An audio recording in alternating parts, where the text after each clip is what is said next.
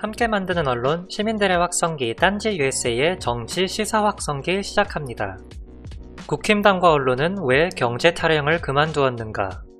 당장이라도 나라가 망할 것처럼 말하는 이들이 많았던 정권 중반, 국힘당을 비롯 몇몇 언론들이 특히 그랬다. 실제 지표 중 몇 가지 성적이 부진한 부분들 골라 부분 편집된 자료로 외쳤던 경제 타령. 어느 날부턴가 조용해졌다. 왜 그렇게 되었을까? 얼마 전 IMF는 각 국가별 경제성장 전망 관련 보고서를 발표했다. 사진은 보고서 내용의 일부인 국가별 전체 재정 수지 균형 및 국채 관련 지표. 숫자가 많아 뭔가 복잡해 보일 수 있지만 별거 없다.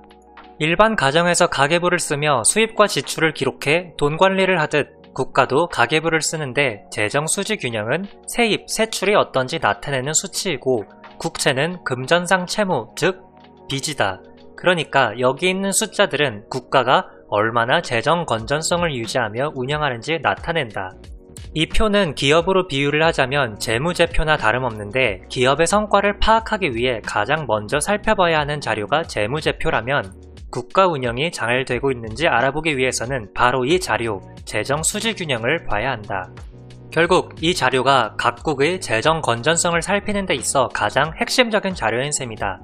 문 대통령이 취임한 이후 2018년부터 2021년까지 국가 재정 건전성을 살펴보면 그간 얼마나 운영이 잘 되어 왔는지 한눈에 들어온다. 2018년, 2019년 G20 국가들 중에서 수입 지출을 플러스로 운영한 국가는 우리와 독일뿐이다. 개발도상국 포함 총 4개국, 2020년 코로나 이후 대부분의 나라들이 마이너스 10을 유지하지만 우리의 경우는 마이너스 3.6에 불과 전세계 최고 수준.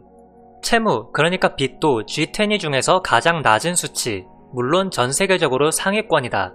이러한 추세는 1년 뒤인 2021년까지 이어질 전망이다. 말인즉슨 우리나라 재정이 그만큼 건전하게 운영되고 있다는 뜻.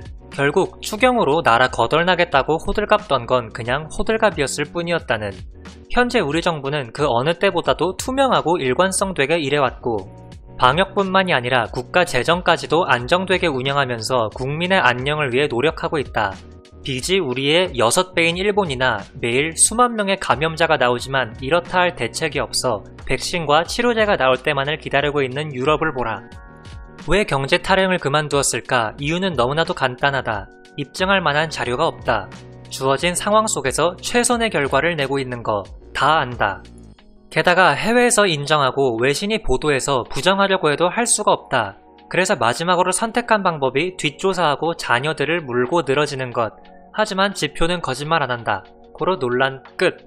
덧붙여 코로나 겪으면서 세계 10대 경제국에 올라섰다. 세계 10위. 아는가? 이 정도 되는 국가들 중 야당에서 경제 타령하는 곳은 우리뿐이다. 아마 세계 5위가 되어도 민주당이 집권하면 나라 망한다 하겠지. 과연 나라 걱정을 하기는 하는 걸까? 사람들이 너무 못됐다.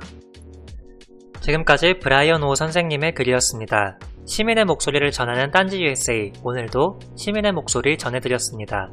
오늘도 시청해주셔서 감사합니다. 구독과 좋아요는 큰 힘이 됩니다. 감사합니다.